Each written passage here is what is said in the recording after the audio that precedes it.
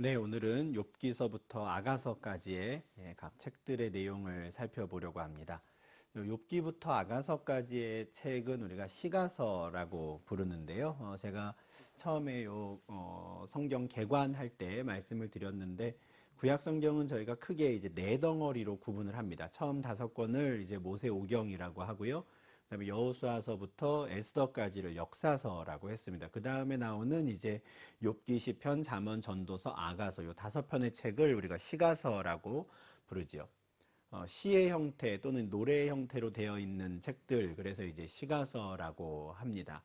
욥기 같은 경우는 이제 42장까지 내용도 굉장히 길고 어떤 스토리가 쭉 이어지는 느낌이라 가지고 이게 시나 또는 노래처럼 잘 받아들여지진 않는데, 네, 히브리 성경 이제 원문을 보면 이것도 역시 다른 시편이나 뭐 잠언, 전도서 같이 산문의 형태가 아니라 시와 이제 노래의 형태로 되어 있는 책이기 때문에 이제 욥기부터 이제 우리가 시가서라고 구분을 합니다. 오늘은 요 5권의 책들의 각 내용들을 한번 좀 살펴보려고 하는데요. 먼저 욥기를 보면요. 욥기 같은 경우는 스토리 자체는 아주 단순합니다.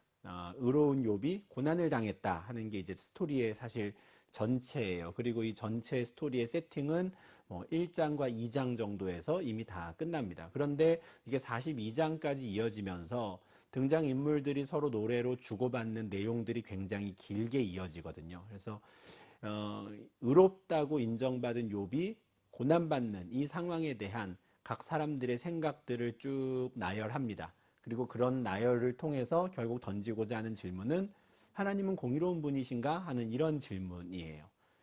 이 질문에 대해 각 사람들이 어떻게 생각하는지, 그리고 하나님의 공의로움은 그러면 무엇이라고 생각하는지에 대해서 각 사람들이 하는 말들이 쭉 나오고요. 마지막에 하나님께서 또 직접 등장하셔서 하나님의 공의로움에 대해서 말씀하시는 이런 형태로 이제 욥기라고 하는 노래가 이제 쭉 진행이 되는 것이죠. 내용을 좀 보면요. 1장 1절에서 우스 땅에 욥이라 불리는 사람이 있었다 이렇게 시작을 합니다. 여기 나온 이제 우스라고 하는 지역은 이제 고대 근동 지역의 요 조사를 좀 해보신 이제 학자분들에 따르면 요 우스라는 지명이 사용된 시점은 상당히 오래 전이라고 합니다. 그래서 성경에 나오는 또 다른 인물로는 아브라함 시대 또는 아브라함 이전 시대에 사용하던 지명으로 이제 우스가 있었다라고 하거든요. 그러다 보면 이제 욥이라고 하는 이 사람은 굉장히 오래전 사람인 것이고, 또 놀라운 것은 아브라함의 후손이 아닌 겁니다. 아브라함과 동시대 또는 아브라함 이전 사람에 관한 내용입니다. 물론 욥기라는 이 책 자체가 그러면 그렇게 오래전에 기록된 책인가? 뭐 그렇지는 않을 겁니다. 그러나 이게 구전되어 오던 어떤 노래의 형태, 시의 형태로 이렇게 쭉 이어져 내려오다가 어느 순간 이것이 이제 기록이 된 것이죠. 그렇지만 이 욥이라고 하는 사람이 실존했고, 그 실존한 사람에 대해서는 신약 성경에서도 이제 야고보서에서도 등장을 하고 하는 걸로 보아서는 욥은 허구의 인물로 여겨지지는 않았던 것 같습니다. 실존했던 욥이라는 사람이 있는데 그 사람은 아브라함과 거의 동시대의 사람이었고, 그런데 아브라함의 후손이 아니고 아브라함과 동시대의 사람이었음에도 불구하고 하나님 앞에 온전하고 정직하고 하나님을 경외하며 악에서 떠난 자가 있었다라는 것을 이제 보여주는 말씀으로 이제 욥기 1장 1절이 시작하는 것이죠. 욥이라는 사람에 대한 설명이 이렇죠. 온전하고 정직하고 하나님을 경외하고 악에서 떠난. 그러니까 누가 봐도 하나님께 복을 받아 마땅한, 하나님께서 정말 사랑하고 예뻐하실 사람이 바로 욥이었다 이렇게 설명합니다. 그런데 이어지는 내용을 보면 우리가 생각하는 그가 받아 마땅한 축복과는 아주 거리가 먼 일들이 욥에게 벌어집니다.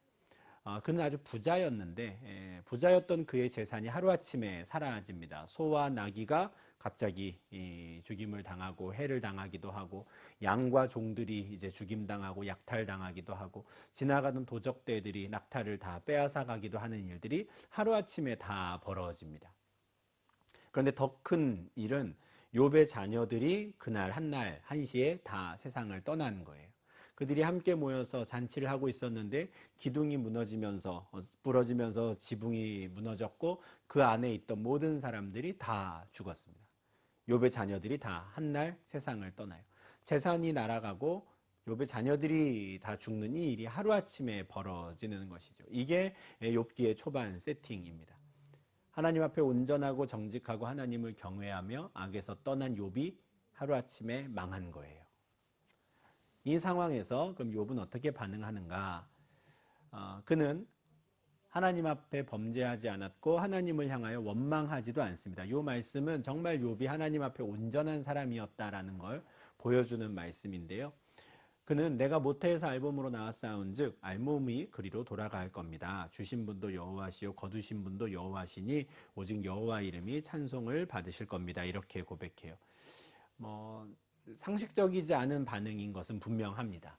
그죠? 재산이 없어진 것, 그냥 경제적으로 망한 것에 대해서는 이런 반응이 어떻게든 가능하다라고 최소한 이야기를 하더라도 어떻게 하루아침에 자녀들이 다 세상을 떠난 이 사건이 벌어졌음에도 어떻게 그가 이렇게 말할 수 있었을까? 참 놀라운 일인데 그럼에도 불구하고 그가 이렇게 했던 것은 그는 정말 하나님 앞에 완전하고 온전한 자였다는 것이죠. 이걸 보여주는 겁니다.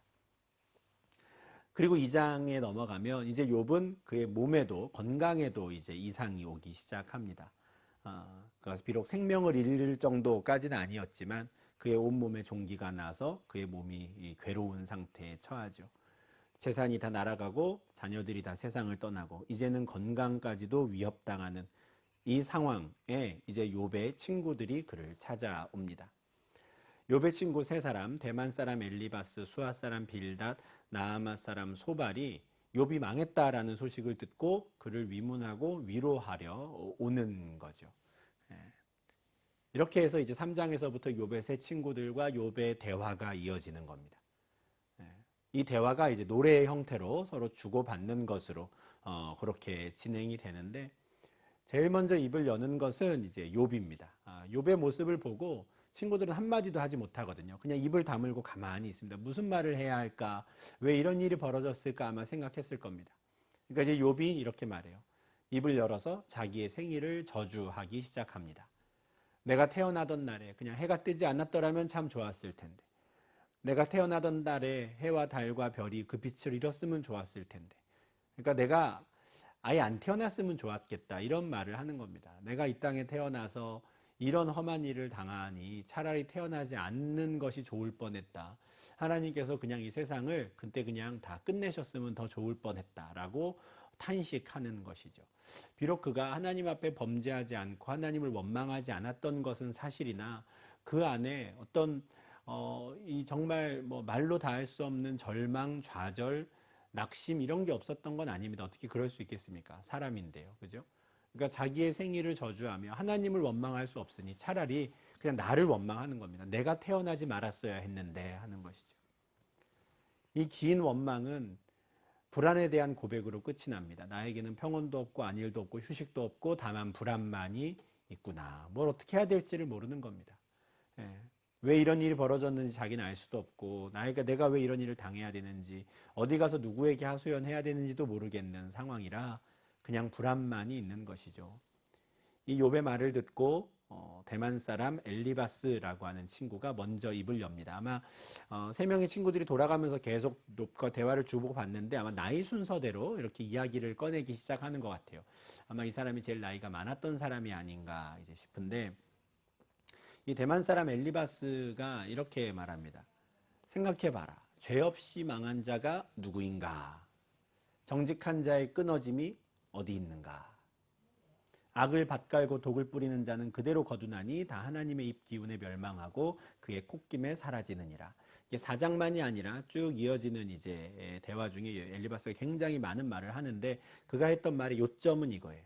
누군가가 망한 사람이 있다면 그 사람은 죄를 지은 사람이다 이겁니다.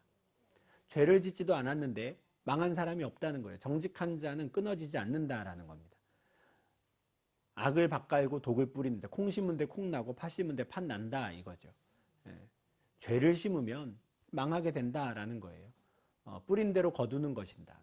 무슨 말입니까? 지금 욥이 이런 고난을 당하고 하루아침에 망하게 되는 건 분명히 욥이 죄를 지었기 때문이다라고 말하는 거예요. 네가 죄를 짓지 않았다면 너에게 이런 일이 일어날 수가 없다. 이게 지금 엘리바스가 하는 말이죠. 이 말을 듣고 이제 욥이 대답을 합니다. 그러할지라도 내가 오히려 위로를 받고 그칠 줄 모르는 고통 가운데서도 기뻐하는 것은 내가 거룩하신 이의 말씀을 거역하지 아니하였습니다. 욥도 굉장히 긴 노래로 이제 대답을 하는데 그가 하는 말의 요점은 이겁니다. 나는 하나님 말씀을 거역하지 않았다라는, 달리 말하면 나는 하나님 앞에 죄를 짓지 않았다라는 겁니다. 왜 욥이라고 해서 혹시 내가 죄를 지었을까 이런 생각 왜 안 했겠습니까? 예.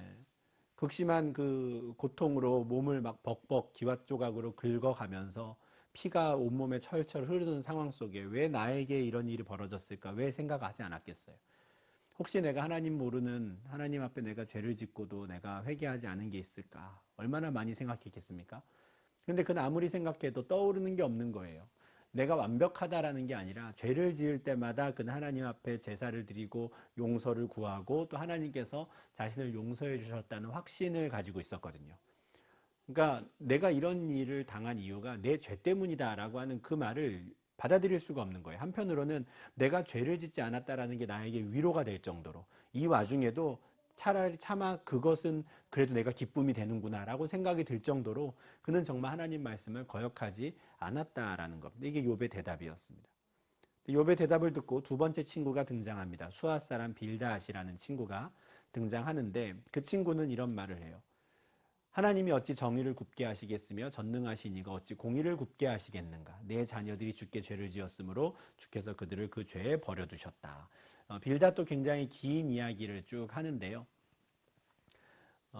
이 빌닷이 하는 말은 만약에 욥 당신이 하는 말이 맞아서 당신이 죄를 짓지 않았다면 그러면 당신의 자녀들이 죄를 지었을 것이다 하는 말이에요.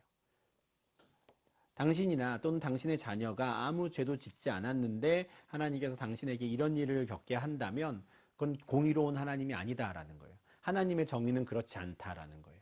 이 사람도 역시 콩 심은 데 콩 나고 팥 심은 데 팥 난다라는 그 원리에 따라 하나님을 이해하는 사람이었던 겁니다. 당신이 모르는 죄를 자녀들이 지었으니 그러니 하나님이 그들을 심판하시고 그를 데려가신 것 아니냐. 그렇지 않다면 하나님은 공의로운 분이 아니다라는 거예요.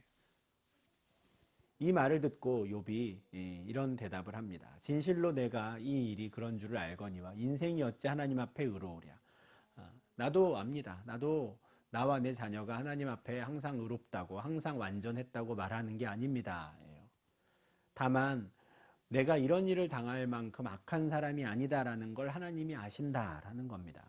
정말 답답함을 토로하고 있는 것인데요. 욥은 평소에도 이 자녀들의 죄에 대해 굉장히 예민한 사람이었습니다. 그 단적인 예가 1장 4절과 5절에 있는데요. 그의 아들들이 생일을 맞아서 누이들을 초대해서 다 같이 먹고 마시고 즐기는 잔치를 벌일 때가 종종 있었습니다. 근데 그때면 잔치가 끝나면 항상 욥은 그들을 불러다가 차례대로 성결하게 하는 예식을 해요. 그들의 명수대로 번제를 드렸거든요. 그렇게 해서 혹시 아들들이 죄를 범하여 마음으로라도 하나님을 욕되게 했을까 항상 염려했습니다. 그러니까 아빠가 보지 않는 곳에서 자녀들이 뭐 무슨 짓을 했는지 모른다. 뭐 이렇게 말할 수야 있겠지만 욥은 정말 철저하게 정말 최선을 다해서 자녀들을 바른 길로 인도하려고 자녀들이 죄 가운데 행하지 않게 하려고 정말 애를 많이 썼던 겁니다. 그런데 친구들이 찾아와서 너의 자녀들이 너가 모르는 죄를 지어서 하루아침에 다 그 목숨을 잃었다라고 말하는 이 상황이 너무 답답한 겁니다. 내가 의롭다고 말하는 게 아니라 다만 이런 일을 당할 만큼 내가 악하지 않은 줄 하나님이 아신다 하는 거죠. 이 대답을 듣고 나아마 사람 소발이 또 이야기합니다. 소발은 조금 좀 화가 났던 것 같은데요. 이제라도 마음을 정하고 주님을 향해서 손을 들어라 해요. 이제라도 네 손에 있는 죄악을 저 멀리 내버려라 합니다. 만약에 그렇지 않다면 너는 계속 지금처럼 진노를 받을 것이다 하는 거죠. 이 소발도 마찬가지입니다. 우리가 뭐 당신이 무슨 죄를 저질렀어라고 말할 수 없겠지만 우리는 모르는 영역이지만 하나님은 아시는데 이제라도 당신이 하나님 앞에 그 죄를 자백하고 회개하고 그걸 버려야 당신이 다시 살 수 있다라고 이야기하는 겁니다. 세 명의 친구들이 다 똑같은 이야기를 하니까 욥은 정말 답답했어요. 그래서 참으로 나는 전능자에게 말씀하려 하며 하나님과 변론하려 하노라 이렇게 말합니다. 나 이제 당신들이랑 더 이상 이야기하기 싫고 난 차라리 하나님이랑 변론하겠다고. 왜 나에게 이런 시련을 주시냐고, 왜 나에게 이런 고난을 주시냐고 하나님과 나는 변론해보겠다. 나는 억울하다라고 이야기하는 겁니다. 지금 자기를 찾아와 말하는 친구들에게 너희는 거짓말을 지어내는 자요 다 쓸모없는 의원이다 이렇게 말하죠. 알지도 못하면서 하는 그들의 이야기가 욥을 참 마음 아프게 하는 겁니다. 위로하겠다고 자신을 위문하겠다고 찾아온 친구들인데 오히려 너 죄 지었지. 너의 자녀들이 죄를 지었을 거야. 너는 지금 마땅히 받아야 될 벌을 받고 있는 거야. 이런 식으로 자꾸 이야기를 하니까 하나도 위로가 되지 않는 겁니다. 말만 위로지 이거는 뭐 더 나쁜 거죠. 그러니까 쓸모없는 의원이라고 지금 이야기를 하는 겁니다. 근데 이 대답을 듣고도 이 세 명의 친구들이 포기하지 않아요. 계속 그 대화가 이어집니다. 예. 그래서 이 대화가 한참 진행되는 중에 갑자기 부스 사람 엘리후라는 사람이 나타납니다. 이 사람이 어디서 나타났는지는 저희가 알 수 없는데 세 명의 친구가 왔다고 했는데 갑자기 네 번째 사람이 지금 등장하거든요. 아마 이 노래로 쭉 이야기가 전해지는 중에 이렇게 진행되는 중에 또 어떤 문학적인 장치로 또 이 부스 사람 엘리후가 등장한 것 아닌가 싶은데 이 사람이 이제 32장에 이르러 처음 등장해서 화를 냅니다. 근데 이야기는 어떻게 꺼내냐면요. 내가 나이가 제일 어려서 이때까지 형님들이 하는 말을 내가 가만히 듣고만 있었는데 도저히 참을 수가 없어 나도 한마디 해야겠습니다. 이렇게 이야기를 꺼내요. 그런데 이 사람이 이야기를 들으면서 이제 화가 난 거예요. 욥에게도 화가 나고 다른 세 명의 친구들 형님들에게도 화가 났습니다. 욥에게 화가 난 이유는 욥이 하나님보다 자기가 의롭다 함이요 이렇게 말해요. 무슨 뜻이냐면 욥은 계속해서 나는 하나님 앞에 죄를 짓지 않았는데 이런 일을 당한다라고 지금 이야기를 했거든요. 그러니까 그 말이 마치 하나님이 불의한 것처럼 나는 의로운데 하나님은 불의한 것처럼 들리는 거예요. 그 점에 대해서 엘리후는 화가 났습니다. 또 다른 세 명의 친구들에게도 화가 났는데 욥의 죄를 지적을 하려면 정확하게 해서 그가 무엇을 잘못했는지 결국에는 그가 그것을 인정하게 해야 되는데 오히려 욥이 반론을 제기하고 반문하는 것에 대해서 오히려 이 사람들이 지금 제대로 대답을 하지 못하고 끌려가는 이 상황이 답답한 겁니다. 그러니까 뭐냐면 기본적으로 엘리후라는 사람도 다른 세 명의 친구들과 같은 입장인 거예요. 분명히 욥이나 욥의 자녀가 죄를 지었으니 이런 일을 당하는 것이다라고 하는 그 전제는 똑같이 갖고 있는 겁니다. 소위 이제 인과응보라고 하죠. 그 인과응보의 원리를 하나님이 착실히 지키실 것이고 만약에 그 인과응보의 원리를 지키지 않는다면 그분은 하나님이 아닌 겁니다. 그러니 반드시 욥은 죄를 지은 사람이었어야만 하는 거예요. 근데 욥이 그걸 인정하지 않으니 지금 화가 난 거고 그 대답을 제대로 이끌어내지 못하니 친구들에게도 화가 난 겁니다. 계속해서 그는 욥이 의롭지 않다고 당신이 지금 하나님보다 큰 사람인 양 이야기하는데 그건 옳지 않다고 어째서 당신은 하나님과 변론하겠다는 식으로 그런 식으로까지 말할 수 있느냐고 굉장히 욥을 책망하죠. 그리고 당신이 이렇게까지 끝까지 자신의 죄를 인정하지 않는다면 나는 당신이 끝까지 시험 받기를 원한다 이렇게 말해요. 사실 이건 좀 저주에 가까운 말이라고 생각이 드는데 이렇게까지도 당신이 아직도 죄를 깨우치지 못하고 뉘우치지 않는다면 하나님께서 정말 정신이 더 들도록 뭐 지금보다 더 혹독한 시험을 치기를 바란다. 왜냐하면 당신은 악인과 같다라고까지도 이야기를 하는 겁니다. 굉장히 분노하죠. 그럼 하나님께서 죄도 없는 사람을 의로운 사람을 이렇게 환난당하게 하신다는 분이냐? 하나님은 그런 하나님 아니다. 이렇게 이야기하는 거죠.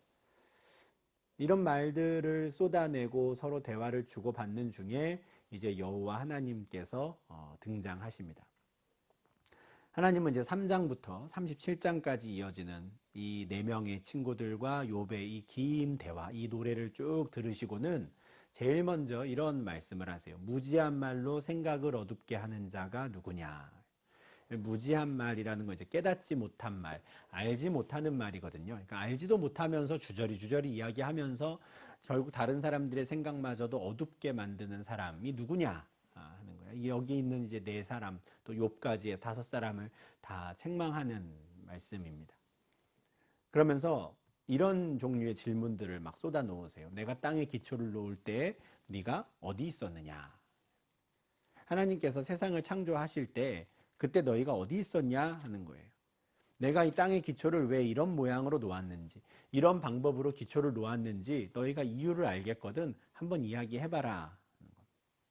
깨달은 사람이 있으면 손들고 얘기해봐라. 누가 이런 대답을 할 수 있겠습니까? 이런 종류의 대답을 하나님이 계속 던지세요. 네가 바다의 샘에 들어갔었느냐? 저 사망의 문 안에 들어가 봤느냐? 내가 환난 때와 교전과 전쟁의 날을 위하여 왜 이런 것들을 남겨두었는지 너희는 아느냐? 까마귀 새끼가 하나님을 향하여 부르짖으며 먹을 것이 없어서 허우적거릴 때 그들을 위해 먹이를 마련하는 이가 누구냐? 이런 질문들을 계속 쏟아내십니다. 무슨 말이냐면 하나님에 대해서 다 아는 양 말하지 말라라는 거예요. 이 네 명의 친구들뿐 아니라 욥에게도 해당되는 말이죠. 하나님을 인과응보의 그 원리 안에 묶으려고 했던 그 네 명의 친구들도 하나님이 누군지 제대로 모르고 떠들었던 것이고요. 욥은 욥대로 마치 자신이 하나님 앞에 항변하고 변론하면 내가 하나님을 이길 수 있는 것처럼 어느 순간 그렇게 선을 넘어가 버리는 말들을 했던 것, 그런 것들을 책망하시는 겁니다. 이 말씀, 이 질문을 듣고 욥이 40장에서 이렇게 대답합니다. 나는 비쳐나오니 무엇이라 주께 대답하리까 손으로 내 입을 가릴 뿐입니다. 저는 이제 더 이상 할 말이 없습니다. 제가 친구들이 나를 찾아와서 네가 죄를 지었다라고 하는 말을 듣고 너무 속상하고 발끈해서 제가 했던 이야기들이 하나님은 이런 분이라고 제가 했던 말들이 하나님에 대해 제대로 알지도 못하고 했던 말인 것을 제가 이제 인정합니다. 저는 더 이상 아무 말도 하지 않고 손으로 입을 가리고 있겠습니다. 이 말을 듣고 이 대답을 듣고 여호와 하나님께서 또 말씀하시죠. 네가 나의 공의를 부인하려느냐. 욥이 하는 말을 가만히 들으면 하나님이 불의한 사람이 되어버린 거예요. 의로운 욥을 고난을 당하게 하신 하나님은 나쁘다. 이런 식의 흐름이 되는 겁니다. 마치 욥이 하나님인 양 하는 말들이 하나님의 귀에 들리는 것이죠. 너의 의를 세우려고 나를 악하다 하느냐? 하나님이 책망하십니다. 이 책망을 받은 욥이 이런 고백을 하죠. 주께서는 못하실 일이 없사오며 무슨 계획이든지 못 이루실 것이 없는 줄 아오니 무지한 말로 이치를 가리는 자가 누굽니까? 이게 욥이 이제 알게 된 하나님이에요. 주님께서는 못하실 일이 없는데 어떤 계획이든 그냥 한번 세우시면 하시는 게 주님의 능력이고 주님의 권한인데 하나님은 이런 분이야. 하나님은 이건 못하셔. 이런 일은 하나님께 있을 수가 없어. 라는 말로 우리가 그냥 하나님은 이렇다 저렇다 이야기했던 것 무지한 말로 우리가 이치를 가리고 있었는데 용서해 주십시오 하는 거죠. 그동안 저는 깨닫지도 못한 말을 했고 알 수도 없고 헤아리기도 어려운 말들을 제가 짓거렸습니다. 그동안에 제가 귀로 듣기만 했던 주님에 대해서 이러쿵저러쿵 이야기하고 잘 알지도 못했는데 이제야 비로소 제가 눈으로 주님을 뵙습니다. 정말 주님께는 못하실 게 없고 사람이 만들어 놓은 그 얄팍한 인과응보라고 하는 콩 심은 데 콩 나고 팥 심은 데 팥 난다고 하는 그 얄팍한 원리 안에 하나님의 주권과 능력을 가두려고 했던 것 용서해 주십시오. 기도하는 겁니다. 사실 우리가 욥기를 통해서 발견하게 되는 어떤 욥이 고난당한 이유랄까요? 그거는 42장 5절 정도밖에는 없는 것 같습니다. 이 일을 계기로 욥은 하나님을 눈으로 볼 수 있게 되었습니다. 그동안에는 말로만 들었던 하나님에 대해 더욱더 깊은 체험을 하고 하나님에 대해 더 깊이 알게 된 것이죠. 물론 뭐 인간적으로는 아직도 좀 답답한 마음이 좀 있습니다. 이거 말고 좀 더 덜 어려운 방법으로 정말 그의 자녀들까지 다 데려가시는 그런 정말 험난한 방법 말고도 하나님을 더 깊이 알 수 있는 그 방법은 하나님이 왜 내지 않으셨을까? 뭐 이런 생각은 뭐 여전히 들지요. 그렇지만 이 일을 계기로 욥이 하나님을 눈으로 볼 수 있게 되었다. 하나님을 더 깊이 알게 되었다라고 말하는 것 외에는 우리가 더 이상 뭘 덧붙이는 거는 좀 조심해야 될 것 같습니다. 자칫하다가는 또 우리도 무지한 말로 이치를 가리는 자가 될 수 있거든요. 욥은 자신이 당한 극심한 고난이 분명 있었으나 오히려 그 일을 통해 눈으로 주님을 배우는 은혜를 받습니다.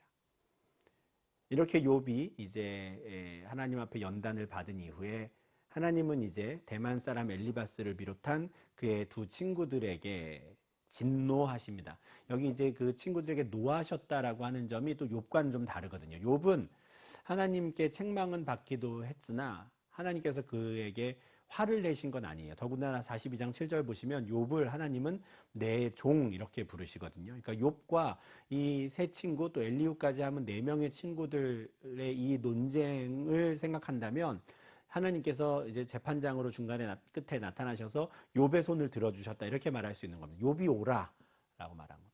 욥이 무슨 죄를 지어서 이런 환난을 당한 거 아니야 라고 욥의 손을 들어주신 겁니다. 비록 그 과정 중에 욥이 때로는 선을 넘는 것 같은, 때로는 스스로가 하나님이 되고 싶은 것처럼 그렇게 보이는 내용들이 있어서 하나님께 책망을 받기는 했으나 그 친구들이 말하는 것처럼 욥이 무슨 죄를 지어서 이런 일을 당한 건 아니었다라는 것이. 그래서 그 친구들에게는 하나님께서 진노하십니다. 이어지는 내용에 굉장히 특이한 말씀이 있어요. 42장 10절인데요. 욥이 그의 친구들을 위하여 기도할 때 여호와께서 욥의 곤경을 돌이키시고 이전 모든 소유보다 갑절이나 주셨다 하거든요. 여기서 굉장히 이 관계가 좀 복잡합니다. 욥으로 하여금 그의 친구들을 위해 기도하게 하시거든요. 그러니까 하나님께서 그들에게 진노하셔서 아마 징계를 내리시려고 했던 것 같은데 마치 욥이 제사장이 된 것처럼 그들을 위해 기도한 겁니다. 그래서 그들이 이제 징계를 받지 않는 거예요.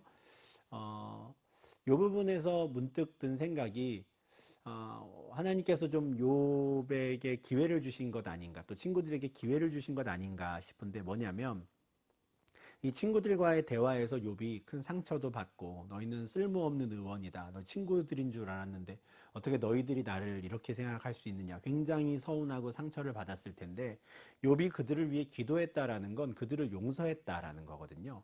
그러니까 하나님 욥이 이제 그 친구들에 대한 마음을 그렇게 풀고 용서하며 그들을 위해 기도할 때 하나님께서 또 욥의 곤경을 돌아보시는 것이죠.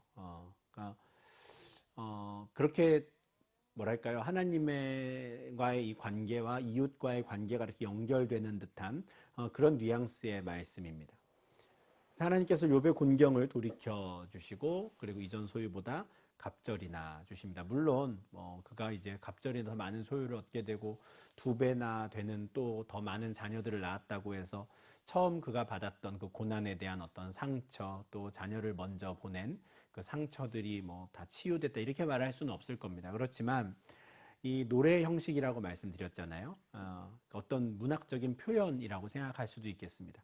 갑절이나 회복되었다라는 것, 그가 완전히 회복되었다라는 그의 마음이 완전히 이제 위로받았다라는 것을 이제 보여주는 장치가 되는 것이죠. 그래서 이 욥기는 말씀드린 대로 의로운 자였던 욥이 고난을 당했는데 그 고난은 그가 뭐 남모르는 죄를 지었기 때문이 아니다라는 걸 아주 분명히 보여주는 책이에요.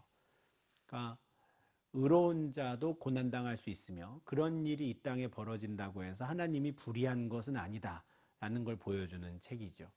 그럼 왜 그런 일은 일어나느냐? 하나님께서 뜻하신 바가 있고 계획하신 바가 있으며 하나님께서 뭔가 계획하신 게 있다면 못하실 게 없고 하나님은 그 일을 다 이루실 능력이 있다. 하나님의 주권이 강조되는 책인 겁니다.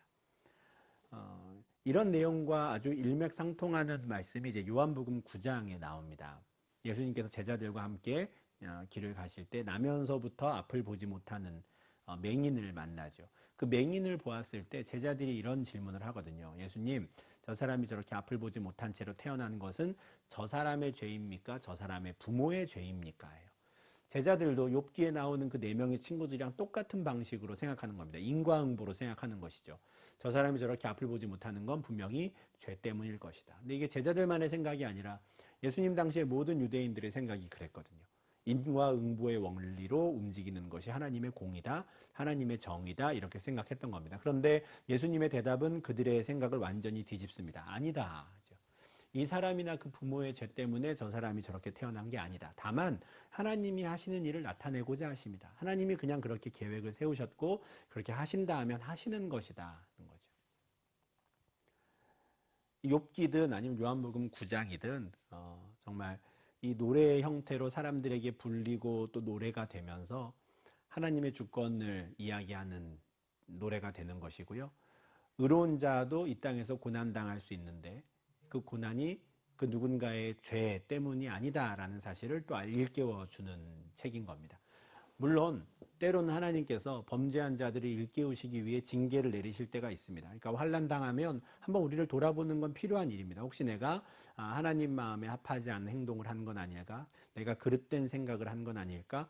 내가 하나님 앞에 선을 넘어간 것은 아닐까? 스스로를 돌아볼 필요는 반드시 있습니다. 그러나 없는 죄를 막 억지로 만들어내서 마치 이것 때문에 내가 이런 일을 당했구나라고 억지로 막 연결시키는 것, 이런 거는 하지 않아야 하는 것이죠.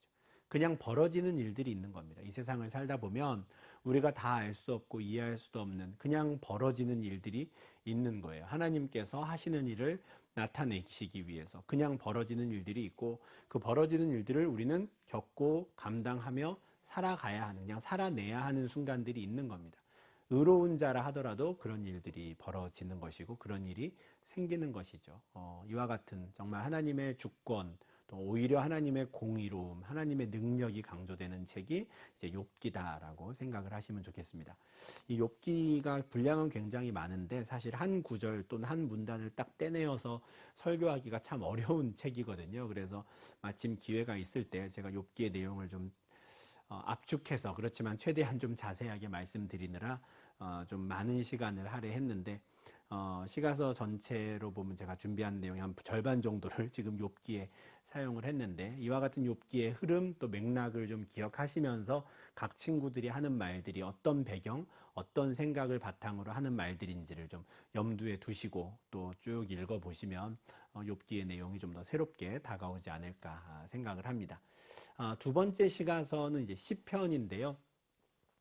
시편은 총 150편까지 되어 있는 이제 많은 시들을 모아놓은 겁니다. 그래서 시편인데, 보시는 대로 시편은 크게 5권으로 묶여 있어요. 1권, 2권, 3권, 4권, 5권이 있는데, 학자들은 추정컨대 이제 모세오경에서 이제 모티브를 얻어서 시편도 5권으로 이제 편집을 했을 것이다, 이렇게 추정을 합니다. 그런데 뭐 각 권을 그러면 뭐 딱딱 뭐 30권씩 뭐 30편씩 이렇게 묶어서 뭐 150편 이렇게 만든 게 아니라, 어떤 건 41편, 어떤 건 30편, 뭐 어떤 건 훨씬 더 적게, 이런 식으로 들쑥날쑥 책이 모여 있거든요. 그러니까 아마 오랜 시간 동안에 걸쳐서 만들어지고 노래가 불려졌던 이 시들이 어느 순간 한 번씩 묶이고 또 편집이 되고 순서가 조정되고 하면서 이제 각 권으로 묶이게 되는 것이죠. 물론 뭐 기준은 있습니다. 1권과 2권에는 주로 다윗의 시들이 많이 있고요.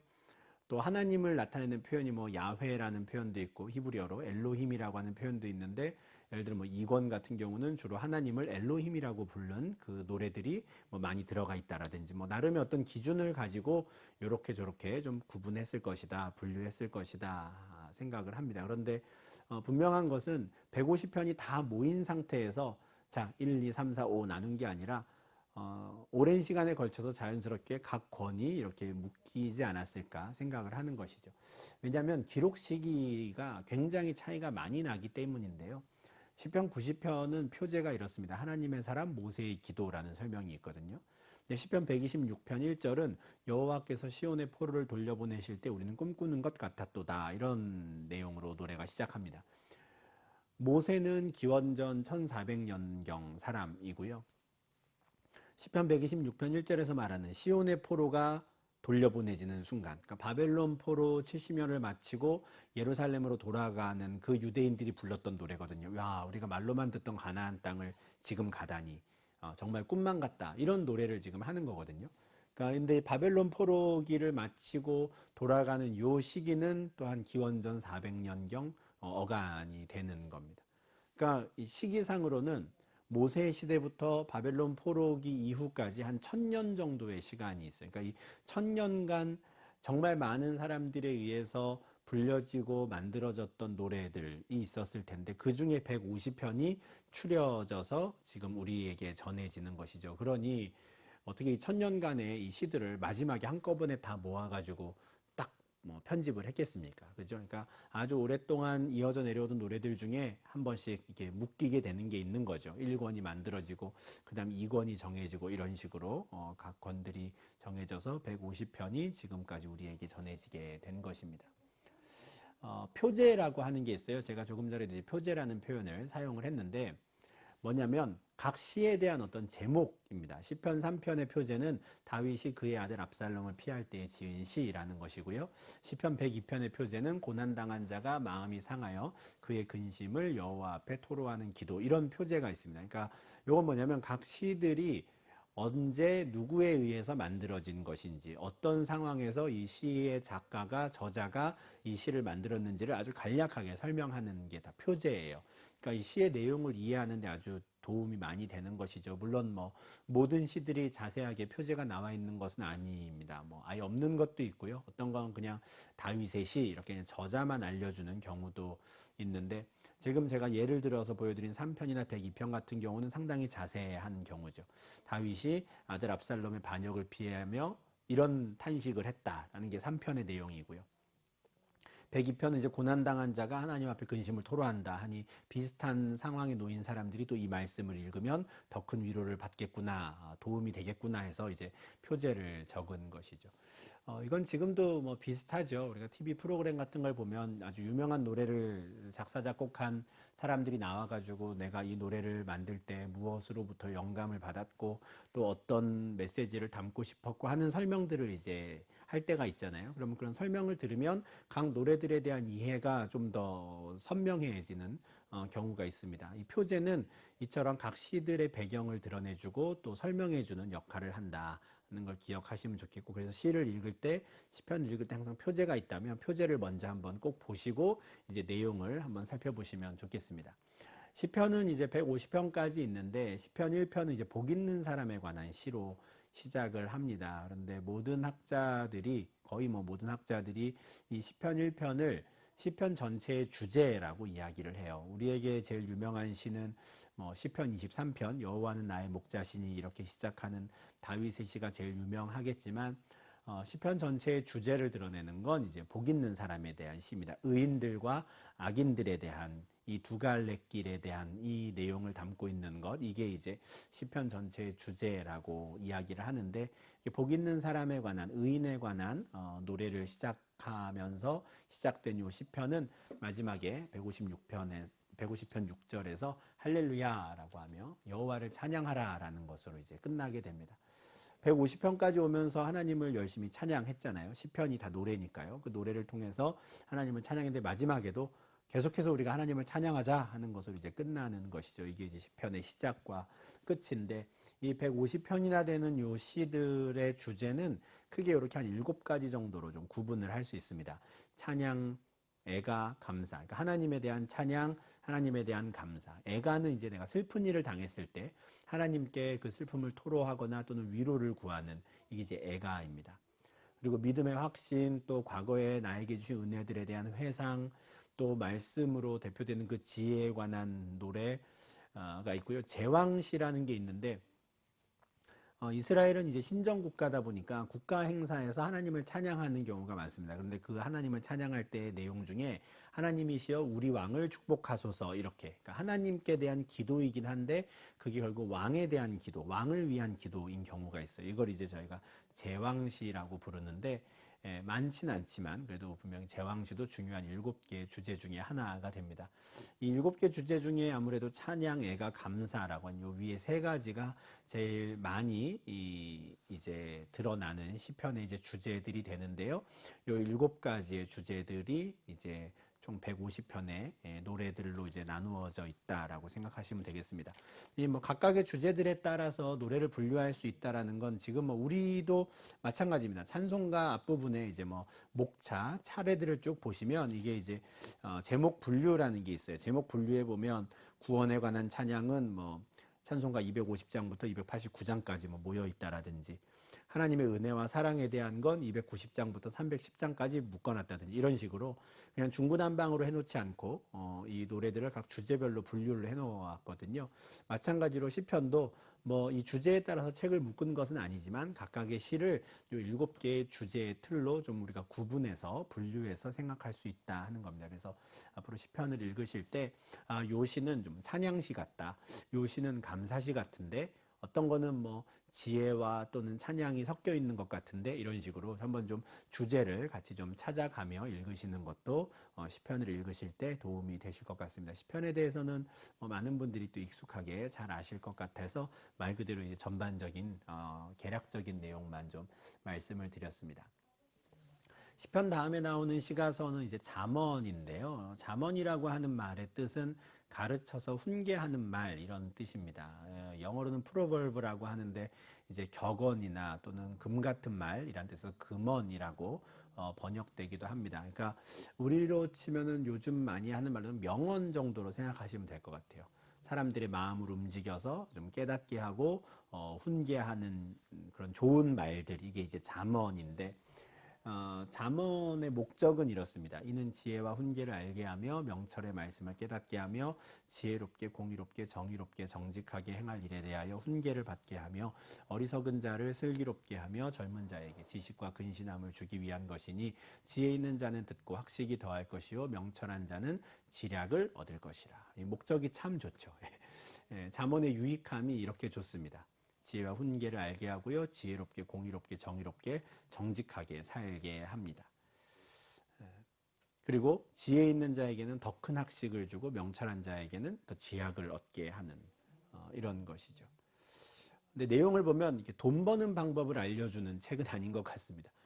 공의롭게 정의롭게 정직하게 하면 돈은 많이 벌 수가 없을 것 같은데 그러나 하나님 앞에 올바른 길은 것이죠. 그래서 잠언은 하나님 앞에 올바른 삶을 살려면 무엇을 어떻게 해야 하는가 하는 구체적인 내용들을 알려주는 정말 많은 좋은 명언들, 좋은 금언들이 이제 있습니다. 그런데 이 좋은 말들도 결국 누가 했느냐가 중요하잖아요. 아무리 멋진 말이라도 뭐 불황자들이 했다거나 그러면 아유 뭐 당신이나 잘 살라고 하지 어느 누가 그 말에 귀를 기울이겠습니까? 그래서 잠언도 사실 누가 이 말을 했는가가 중요한데 이 잠언은 대부분 솔로몬이 기록한 것으로 전통적으로 받아들여집니다. 이 책 자체가 솔로몬의 잠언이다라는 표현이 계속 반복되기도 하고 또 열왕기상 4장 30절과 32절을 보면 솔로몬의 지혜는 동쪽 모든 사람의 지혜와 애굽의 모든 지혜보다 뛰어났는데 그가 잠언 3,000가지를 말했다 하거든요. 그러니까 명언 제조기였던 겁니다. 입만 열면 뭐 사람들에게 피가 되고 살이 되는 말들이 막 쏟아져 나오는 거예요. 그 중에서도 사람들이 지금 기록으로 남긴 게 한 3,000가지 정도 됐다라는 것이고요. 기록되지 않은 말들까지 하면 정말 그의 지혜를 드러내게 하는 좋은 명언들, 정말 잠언들이 막 쏟아졌던 것이죠. 그가 했던 그 3,000가지의 잠언들 중에 이제 추려진 것이 지금 우리에게 잠언으로 전해지는데 1장 1절, 10장 1절, 25장 1절에 계속 이것은 솔로몬의 잠언이라 솔로몬의 잠언이라는 말이 이어집니다. 이 정도 돼야 또 후손들이 이제 이걸 정말 귀한 말씀으로 받아들일 수 있지 않았을까 싶은데 25장 1절 보시면 솔로몬의 잠언인데 편집은 유다 왕 히스기야 신하들이 했다 해요. 아마도 과거 선대 왕이셨던 솔로몬이 이런 말씀을 하셨습니다. 저런 말씀을 하셨습니다라는 것들이 계속 이어지다가 또 한번 편집하는 일들이 좀 있지 않았을까 싶은데 이처럼 정말 1장부터 29장까지 긴 내용들을 우리가 전부 다 이제 솔로몬의 잠언으로 받아들입니다. 그렇지만 솔로몬만이 이 잠언을 남긴 건 아니고요.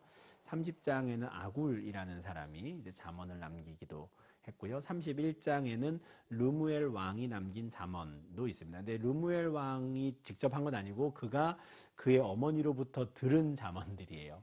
그 유명한 현숙한 여인에 대한 잠언이 이제 31장에 나오는데 어머니한테 얘기를 들은 거죠. 결혼 잘해야 된다. 뭐 이런 이야기를 들으며 현숙한 여인에 대한 말씀을 들은 겁니다. 그러니까 이 아굴도 그렇고 르무엘 왕도 그렇고 또 솔로몬도 그렇고 결국에는 부모님으로부터 내가 들었을 법한 그리고 내가 자녀들에게 꼭 해주고 싶은 말들을 이제 기록해요. 그래서 특히 이제 전반부 1장부터 9장까지의 내용을 보면 아들아, 내 아들아, 아들들아 이런 표현이 계속 나옵니다. 그러니까 솔로몬이 이 잠언을 남기면서 정말 내 아들들에게 꼭 남기고 싶은 그 말들만 추려서 지금 전해지고 있는 것이죠. 잠언은 이제 31장까지 있는데 다 지혜에 관한 말씀이라고 할 수 있습니다. 근데 다만 그 지혜에 관한 말씀들을 어떤 형식으로 기록했는가, 기록 방식은 조금 다른데 1장부터 9장은 조금 길어요. 산문에 가깝게 이렇게 담화 형식으로 되어 있고요. 10장부터 31장은 말 그대로 명언처럼 되어 있습니다. 한 절 한 절 딱딱 끊어지는 짧은 속담과 같은 형태로 잠언이 쭉 이어지거든요. 1장부터 9장 이제 담화의 형식이다 하는데 뭐 이런 겁니다. 여호와를 경외하는 것이 지식의 근본이거늘 미련한 자는 지혜와 훈계를 멸시하느니라. 내 아들아 내 아비의 훈계를 들으며 내 어미의 법을 떠나지 말라. 쭉 길잖아요. 그죠? 그러니까 속담처럼 한 문장으로 딱 떨어지는 내용이 아닙니다. 담화의 형식으로 쭉 이어지는데 그러나 내용은 언제나 지혜에 관한 말씀입니다. 여호와를 경외하는 것이 지식의 근본이다. 이게 잠언 전체의 주제라고도 우리가 이야기를 하는데 여호와를 경외해야 한다라는 것을 이제 아비와 어미가 계속 이야기를 합니다. 이것이 지식의 근본이니 그 근본이 흔들리면 안 되는 것이죠. 그러면 그 아들은 이 아비의 훈계를 듣고 어미의 법을 떠나지 말아야 합니다. 아, 여호와를 경외해야 되는구나. 이걸 이제 깨달아야 하는 것이죠. 신명기 6장에서 하나님께서 모세를 통해 당부하신 내용도 이와 일맥상통합니다. 이제 가나안 땅에 들어가는 이스라엘 백성들에게 모세는 너희가 먼저 이 하나님의 말씀을 마음에 새겨라 하죠. 그 다음에는 너희 자녀들에게 부지런히 가르쳐라 했습니다. 여호와를 경외하는 것이 지식의 근본이다. 거기가 우리의 바탕이다. 출발이다라는 걸 이제 자녀들에게 계속 이야기하라라고 했는데 잠언에서도 하는 말씀과 이제 맥이 다 있는 것이죠. 1장부터 9장까지 이제 그런 산문체 형식 비슷하게 이렇게 내용으로는 담화의 형식으로 쭉 이어지다가 이제 10장부터는 짧은 이제 명언들이 쭉 이제 이어집니다. 그런데 주제가 뭐 지혜에 관한 주제이긴 하지만 어떤 신앙이라든가 뭐 믿음에 대한 내용만 있는 것은 아닙니다. 굉장히 주제가 폭이 넓은데요. 말이 많으면 허물을 면하기 어려우나 그 입술을 제어하는 자는 지혜가 있느니라. 말에 대한, 그러니까 말 한마디로 천냥빚 갚는다, 뭐 이런 뉘앙스의 말씀입니다. 속이는 저울은 여호와께서 미워하시나 공평한 추는 그가 기뻐하시느니라. 정직하게 살아라 하는 것이죠. 장사할 때 사람들 속이지 마라 하는 겁니다. 유순한 대답은 분노를 쉬게 하여도 과격한 말은 노를 격동하느니라. 이것도 역시 말 조심해라. 말 한마디 잘못했다가 이제 오히려 화를 당할 수 있다 하는 겁니다. 마른 떡 한 조각만 있고도 화목하는 것이 제육이 그 집에 가득하고도 다투는 것보다 나으니라. 이게 무슨 어디 좋은 생각이라든가 유교 경전에서 나올 법한 그런 말씀들처럼 보이는 내용도 있는 겁니다. 그러니까 신앙에 대한 것뿐 아니라 정말 이 세상을 살아가면서 좋은 가치를 두어야 하는 것이 무엇인가에 대한 정말 폭넓고 다양한 주제들을 다루고 있는 게 잠언이거든요. 그래서 우리가 실제로 자녀들에게 굉장히 많이 읽어보라고 권하는 책이기도 합니다. 1장부터 31장까지 있어서 하루에 한 장씩 읽으면 이제 한 달 만에 다 읽으니까 스케줄 짜기도 딱 좋다 해가지고 이제 잠언을 많이 읽히는데 뭐 자녀들뿐만 아니라 우리도 이 잠언을 또 이제 수시로 읽으면서 마음 수양이라 그럴까요? 이게 조금 좀 어감이 이상하지만 아무튼 우리의 좀 생각을 정리하고 또 하나님 앞에 어떤 관점으로 이 세상을 바라보아야 하고 우리가 무엇에 가치를 두고 우선순위를 두고 살아야 할 것인가 등등을 좀 생각하고 깨닫게 하는 책이 이제 잠언입니다. 그래서 시가서 중에서도 잠언도 또 꼼꼼히 한번 읽어보시면 좋겠습니다. 잠언 다음에 전도서가 있는데요. 전도서는 직접적으로 저자가 누구다라고 아까 솔로몬의 잠언이라 한 것처럼 사람 이름이 딱 언급되진 않습니다. 1장 1절에 다윗의 아들 예루살렘 왕 전도자의 말씀이라 이렇게만 되어 있는데 이 전도자라고 그러니까 도를 전하는 사람 이렇게 한글 성경에는 표현이 되어 있는데 영어에는 이제 프리처나 티처로 되어 있습니다. 그러니까 설교하는 사람, 뭐 선생님의 말씀이다 이런 뜻으로 이제 한데 뭔가 이제 가르칠 게 있는 사람이 한 말이라는 거예요. 그러면 이제 그 사람이 누구인가가 또 중요한 것이죠. 잠언도 누가 이런 멋진 말들을 했는가가 중요했듯이 뭔가 가르칠 거리가 내게 있어서 내가 지금 한마디 하겠다라고 나선 사람이 있다면 그 사람이 누구인가 하는 게 이제 중요합니다. 근데 그 사람이 이제 다윗의 아들 예루살렘 왕이라는 거예요. 다윗의 아들들이 많이 있었는데 그 중에 이제 예루살렘 왕이 된 사람은 솔로몬밖에 없습니다. 그래서 솔로몬이겠구나 이제 전통적으로 받아들이는데 물론 뭐 반론도 있습니다. 뭐 다윗의 아들이라고 할 때 아들이 이제 히브리어 단어로는 바로 아래에 있는 아들이 아니라 이제 후손들도 가리키는 표현이 되거든요. 그래서 다윗의 후손들 중에 예루살렘 왕이었던 사람이 정말 많으니까 그러니까 이제 솔로몬이라고 단정 지을 수 없다 이렇게 말씀하는 분도 계시는데 근데 내용을 보면 이 깊이와 어떤 통찰력, 지혜 등이 솔로몬이 아니고서는 사실은 좀 말하기 힘든, 그리고 솔로몬이 한 말이 아니라면 그냥 뭘 모르고 한 말 같은데 싶은 내용들이 많이 있거든요. 그래서 전통적으로는 여기서 말하는 다윗의 아들 예루살렘 왕 전도자는 이제 솔로몬이다라고 우리가 받아들입니다. 그럼 솔로몬이 이제 뭔가 도를 깨우친 거예요. 사람들에게 가르쳐주고 하고 해주고 싶은 말이 있어서 이제 내 말을 들어봐라 하고 이제 쭉 이야기를 시작하는 건데, 그가 제일 먼저 하는 말은 뭐냐면 모든 것이 헛되다라는 거예요. 헛되고 헛되며 헛되고 헛되니 모든 것이 헛되도다. 헛되다는 말이 계속 나오는데 전도서가 12장으로 끝나거든요. 12장 8절 마지막 부분에도 또 이 말이 반복됩니다. 헛되고 헛되도다 모든 것이 헛되도다. 그러니까 하도 헛되다는 말이 많이 나오니까 제가 어렸을 때 이제 교회에서 뭐 넌센스 퀴즈나 뭐 OX 퀴즈 같은 거 하면 전도서에 뭐 헛되다라는 말이 몇 번이나 나오느냐 뭐 이런 질문도 나오고 이제 했었는데 사실 처음부터 끝까지 전도서는 다 헛되다는 말만 나와요. 예. 다 의미 없다 하는 말만 나옵니다. 다른 사람들이 이런 말을 하면 네가 그걸 안 가져봐서 그래. 이제 뭐 정말 의미 있는 일이 뭔가 있을 거야라고 할 텐데 솔로몬은 다 가져본 사람이거든요. 보통 사람이 이제 추구하는, 욕망하는 세 가지 대상을 대표적으로 돈, 섹스, 권력 이렇게 이야기를 합니다. 그런데 솔로몬은 돈, 섹스, 권력을 다 가졌던 사람이에요. 근데 더군다나 그는 지혜가 있었죠. 지혜도 보통 지혜가 아니라 가장 뛰어난, 말 그대로 전무후무한 지혜를 가졌던 사람입니다. 그러니까 지혜가 없어도 어떻게 운이 좋으면 돈, 섹스, 권력을 다 가질 수는 있는데 거기에 지혜까지 갖는 사람은 없거든요. 그러니까 말 그대로 솔로몬은 다 가진 사람이었는데 그 다 가진 사람이 내가 다 해보니, 내가 다 가져보니 모든 것이 헛되구나라고 이야기를 하는 거예요. 그러면 조금 무게감이 달라지는 것이죠. 사실 우리가 돈이 있으면은 좀 이 삶이 의미 있지 않을까? 뭐 성적인 쾌락을 내가 얻는다면 좀 이 삶이 의미 있게 다가오지 않을까? 내가 권력을 갖게 된다면 내 삶이 더 의미 있지 않을까? 이런 생각들을 참 많이 해요. 왜냐하면 그게 없으니까. 근데 그걸 다 가져본 사람이, 더군다나 그 지혜로운 사람이 모든 것이 헛되다라고 하니 참 허무한 일이기는 합니다. 이어지는 이런 말씀도 있죠. 해 아래에서 수고하는 모든 수고가 사람에게 무엇이 유익한가? 한 세대는 가고 한 세대는 오되 땅은 영원히 있도다. 이미 있던 것이 후에 다시 있겠고 이미 한 일을 후에 다시 할지라.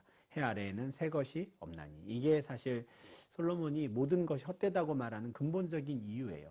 한 세대는 가고 한 세대는 오는 거죠.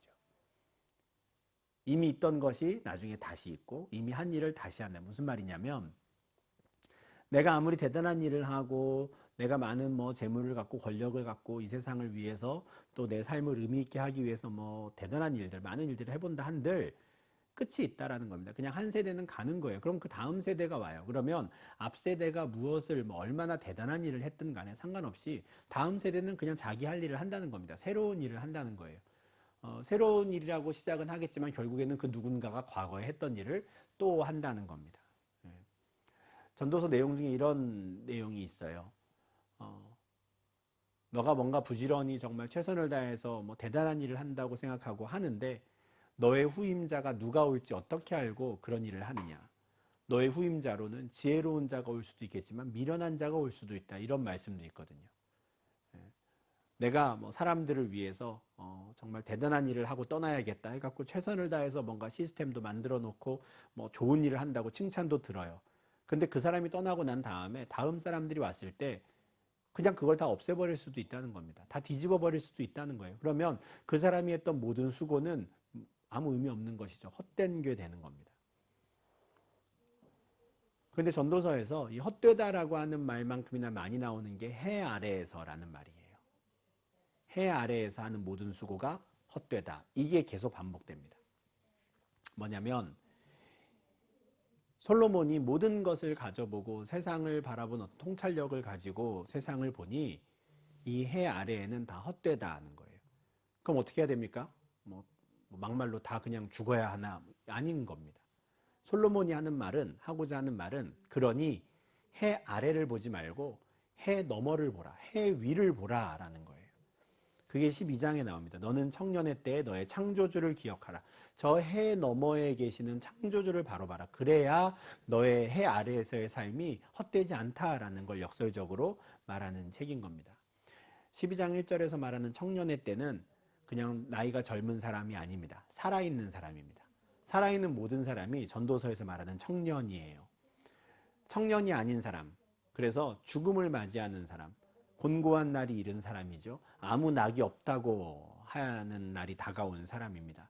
해와 빛과 달과 별들이 어두워진 사람이죠. 그러니까 죽음을 맞이하기 전에 창조주를 기억해라 그래. 좀 더 구체적으로 이렇게도 말합니다. 흙은 여전히 땅으로 돌아가고 영은 그것을 주신 하나님께로 돌아가기 전에 기억하라. 창조주를 기억하지 못하면 이 땅 아래, 해 아래에서는 뭐 제 아무리 날고 긴다 한들 다 헛되다라는 거예요. 다 무의미하다라는 겁니다. 너의 삶이 의미 있기 위해서는 창조주를 바라보고 창조주에게 왜 나를 이 땅에 태어나게 하셨는지, 왜 나를 오늘 하루를 살게 하시는지 물어봐라, 여쭤봐라 하는 겁니다. 죽음의 순간이 찾아와서 너의 영혼이 하나님 앞에 가서는 늦다는 거예요.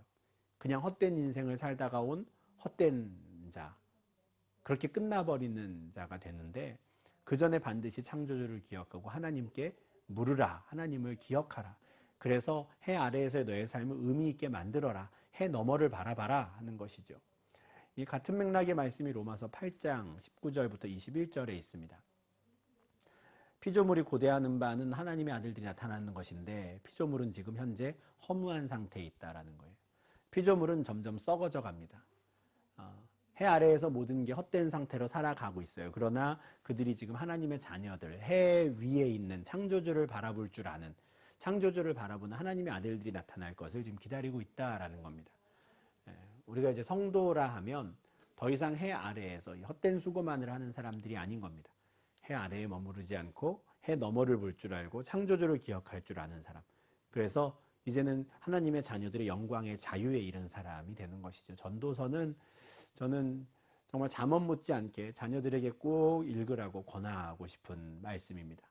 물론 뭐 이 내용을 이해하고 정말 다 헛되구나라는 거를 좀 이해하려면 어느 정도 나이가 있어야 하겠지만 정말 꼭 한 번은 읽어야 하는, 두고두고 우리가 묵상해야 하는 책이라고 생각합니다. 그래서 전도서도 해 아래에서의 모든 건 헛되구나. 그러나 마지막 날이 오기 전에 어서 창조주를 그래서 기억해야 하는구나라는 이 주제에 대한 이해를 가지고 이제 1장부터 12장까지를 쭉 읽어보시면 솔로몬이 그 전도자가 우리에게 하고자 하는 말을 좀 더 우리가 분명하게 이해할 수 있지 않을까 싶습니다. 이 마지막 시가서는 이제 아가서가 있는데요. 아가서는 정말 노래입니다. 그러니까 노래인데 영어 제목이 Song of Songs예요. 그러니까 노래들 중에서도 노래. 그러니까 가장 좋은 노래란 뜻이죠. 아가라는 말이 이제 한국말로 이제 아름다운 노래라는 건데 이 아름다운 노래를 지은 사람도 이제 솔로몬입니다. 솔로몬은 진짜 머리가 좋은 사람, 지혜로운 사람이었죠. 시편에도 솔로몬의 시가 있고 잠언, 전도서 그리고 아가서까지도 시가서 중에서 욥기 빼고는 다 그냥 솔로몬이 지었다라고 해도 과언이 아닐 정도로 굉장히 많은 시와 노래를 한 것인데요. 이 솔로몬의 아가는 그러면은 주제가 무엇인가? 사랑의 세레나데라고 할 수 있습니다. 술람미 여인을 향해 술람미 여인에게 사랑을 구하고 이제 돌아오라고 외치는 그런 이제 노래라고 할 수 있는데 이 아가서는 사실 우리가 알레고리로 해석하는 경우가 많아요. 알레고리컬하게 해석한다라는 게 뭐냐면 성경에 나오는 내용들을 이제 문자적으로 받아들이기보다는 이렇게 상징적으로 해석을 하는 것이죠. 그래서 왜냐하면 이 아가서가 솔로몬과 술람미 여인 사이 어떤 사랑의 노래이다 보니까 이걸 문자적으로 적용을 하려 그러면 조금 좀 애매한 경우가 참 많은 거예요. 이게 뭔가 이렇게 남녀 간의 어떤 육체적인 사랑, 부부 사이에 있는 그런 뜨거운 열정적인 사랑 뭐 이런 것들이 막 나오니까 이거를 뭐 어떻게 문자적으로 이걸 무슨 의미로 받아들여야 하지? 이걸 설교를 그럼 어떻게 해야 하지? 뭐 이런 고민들을 많이 했던 거죠. 그래서 이거를 상징으로 생각하는 경우들이 많이 있습니다. 솔로몬은 하나님, 또 술람미 여인은 하나님의 사랑을 받는 이스라엘 백성, 이렇게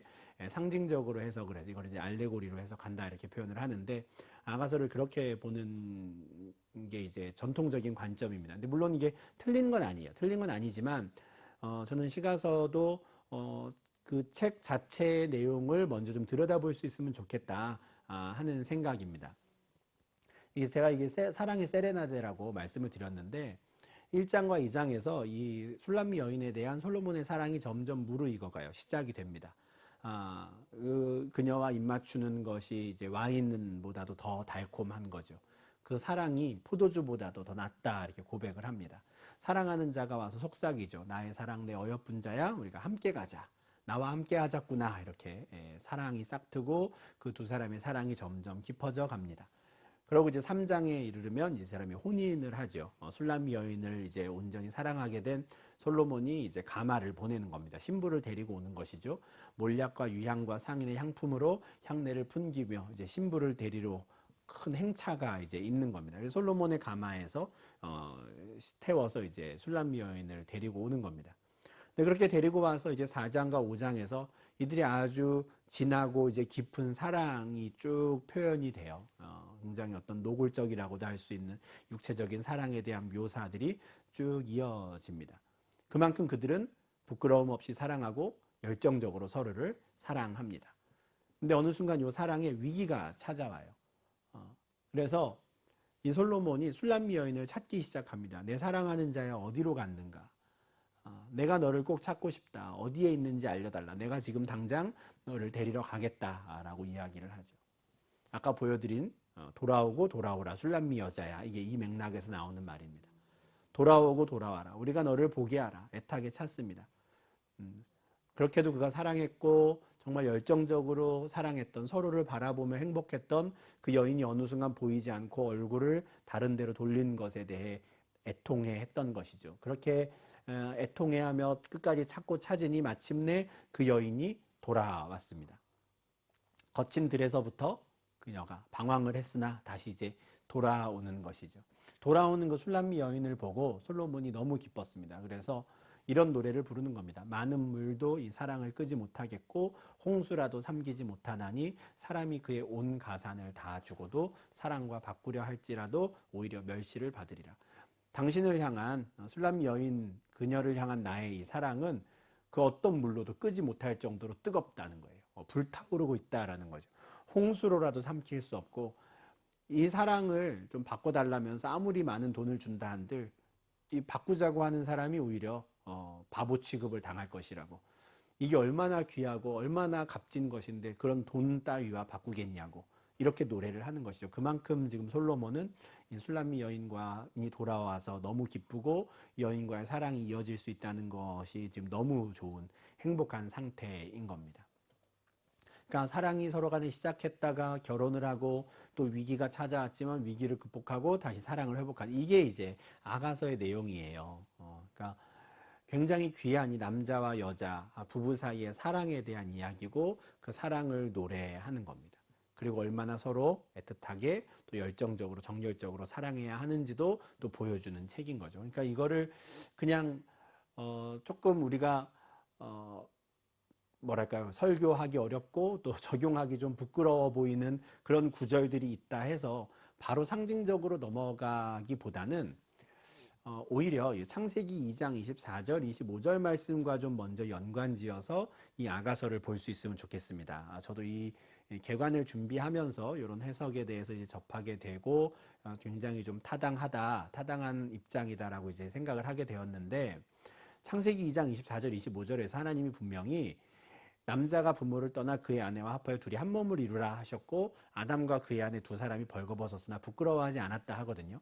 아가서에 나오는 솔로몬과 술람미 여인의 모습이 딱 이와 같은 겁니다. 두 사람이 벌거벗었으나 부끄러워하지 않았고, 이 둘이 정말 뜨겁게 사랑하며 서로 애정했던, 근데 이 모습, 창세기 2장 24절과 25절의 모습이 하나님 보시기에 심히 좋았던 모습이거든요. 이게 뭐 나쁜 모습이 아니었던 겁니다. 그러니 이제 아가서도 다시 한번 우리가 창세기 2장 24절과 25절 말씀을 좀 생각하게 하는 그런 책으로 우리가 좀 볼 수 있으면 좋겠고, 정말 하나님께서 이 세상의 어떤 성적인 생각들, 또 성의식, 성윤리와 관계없이 정말 하나님께서 정말 귀하게 보시고 축복하신 성이 무엇인지, 또 부부간의 사랑은 어떠해야 하는지, 한 남자 한 여자의 사랑이 어떠해야 하는지를 우리가 또 확인하는 책으로 아가서를 볼 수 있으면 좋겠습니다. 좋을 때뿐만 아니라 위기가 찾아왔을 때에도 끊임없이 누군가를 기다리고 그를 사랑하는, 그래서 결국 그 위기를 극복해가는 이 아름다운 사랑의 세레나데로 우리가 아가서를 볼 수 있으면 좋겠고요. 물론 앞서 제일 처음 말씀드렸던 전통적인 관점에서의 그 상징적인 해석들도 당연히 타당합니다. 솔로몬은 하나님을 상징하고 술람미 여자는 이스라엘을 상징한다 하는 것이죠. 하나님께서 이스라엘에게 프로포즈를 하시고 이스라엘과 언약을 맺으셨는데 어느 순간 이스라엘이 하나님을 버리고 떠났습니다. 보이지 않았죠. 그래서 하나님께서 돌아오라 돌아오라 하셨습니다. 다음 주에 이제 우리가 예언서 선지서를 볼 텐데, 선지자들이 했던 이야기가 계속 그거잖아요. 이스라엘을 향해서 돌아오라 돌아오라. 솔로몬이 술람미 여인을 향해 불렀던 노래랑 똑같은 겁니다. 그리고 이스라엘이 돌아올 때 다시 하나님은 그 사랑을 기뻐하시고 그들을 한없이 사랑하시는, 정말 솔로몬이 술람미 여인을 사랑한 것보다 훨씬 더 큰 사랑을 주신 것이고 그 어떤 것과도 바꾸지 않겠다고 말씀하시는 사랑이 바로 이 사랑인 것이죠. 신약시대에 와서 이것은 또한 예수님과 교회의 사랑이기도 합니다. 우리도 마찬가지잖아요. 우리도 하나님을 떠날 때가 있고 예수님의 얼굴을 보지 않을 때가 있는데, 그때마다 예수님께서 우리를 찾으시고 포기하지 않으시고 끝까지 사랑하시는 그 사랑을 우리가 아가서를 통해서 또 상징적으로 보고 적용할 수 있게 되는 것입니다. 그래서 전통적인 이 아가서 해석이 틀렸다는 게 절대 아닙니다. 저도 이 해석을 지지하고 이렇게 해석하는 것 외에는 사실 우리에게 적용하는 다른 또 좋은 방법은 없습니다. 그렇지만 너무 금방 이 상징적인 해석으로 옮겨오기보다는 아까 창세기 2장 24절, 25절 말씀 등을 참고하면서 아가서는 또 최대한 아가서로 우리가 바라보며, 또 하나님께서 보시기에 심히 좋았다라고 했던 한 남자와 한 여자의 상태, 또 그것을 통해 오히려 하나님이 기뻐하시는 모습들을 만들어내는 각 가정들, 이런 식의 어떤 좀 생각 또 적용도 우리가 해볼 수 있으면 좋겠다 싶어서 좀 말씀을 드렸습니다.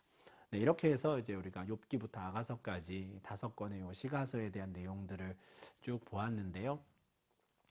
사실 설교 중에는 잘 말씀드리기 어려운 내용들입니다. 설교하기 좀 어려운 책들이고, 그나마 시편이 이제 각 시들마다 이제 좀 설명할 수가 있어서 할 수 있지, 다른 책들은 좀 설교 본문으로 잡긴 좀 어려운 책이에요. 그래서 오늘 저 개인적으로는 이런 성경 공부 시간이 참 의미가 있는데, 오늘 했던 내용들을 좀 바탕으로 해서 좀 한번 시간이 되실 때 하나씩 하나씩 좀 계획을 세워서 이 시가서의 책들도 한번 읽어보시면 좋겠습니다. 네. 오늘은 이 정도 해서 마무리를 하고요. 우리 다음 주에는 이제 구약의 마지막이죠. 예언서, 선지서 부분을 한번 우리가 다뤄보도록 하겠습니다.